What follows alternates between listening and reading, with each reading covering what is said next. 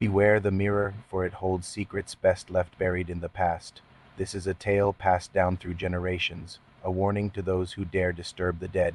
It began with an antique mirror, one with a history as old as the house itself. The mirror had been in the family for years, passed down from my great-great-grandmother to my grandmother, and now to me. It was a beautiful piece, ornately carved with scenes from a bygone era, but there was something about it that always unsettled me, a feeling of dread that washed over me whenever I gazed into its depths. My grandmother told me stories of the mirror's origins, of how it had been crafted by a traveling salesman who had died before finishing the job, of how the mirror was said to be haunted by his spirit, forever trapped between this world and the next. I dismissed them as just stories, folklore designed to keep me away from the mirror, but as the years passed, I couldn't help but feel a growing unease. Then the nightmares began. I would wake up screaming in the middle of the night, drenched in sweat, my heart pounding in my chest. The dreams were vivid and terrifying, filled with images of a decaying old man with eyes that burned like hot coals.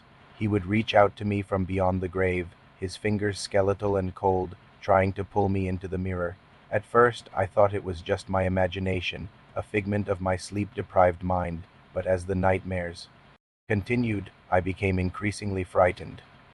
My friends and family urged me to get rid of the mirror, to break it, to smash it to pieces and let the spirit finally rest. But I couldn't do that.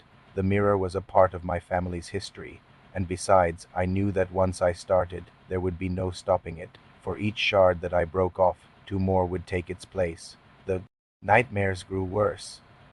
The old man's face leering at me from the shards, his eyes glowing red in the darkness. Then one night he came for me. I woke up to find myself lying on the floor, the mirror shards scattered around me, and in the center of it all, a single red rose. I knew then that the spirit was no longer trapped in the mirror. It had come for me. I tried to call out for help, but no sound came out of my mouth. I was paralyzed with fear as the old man approached me, his rotting flesh dripping with decay, and then he leaned in close, his hot, fetid breath washing over my face. "Let me show you," he rasped, his voice like nails on a chalkboard, the true reflection. With that, he dragged me toward the mirror. I wanted to scream, to fight back, but all I could do was watch in horror as the mirror showed not my own terrified face staring back at me, but the grinning visage of the old man. He reached out and touched my forehead, and in that instant I knew that it was too late. I had become part of the mirror's curse, doomed to wander its shattered halls for eternity. And so, my friends, beware the mirror, for it holds secrets best left buried in the past. And whatever you do, don't look behind you. No matter how scared you are, the only way to escape the mirror's curse is to break it.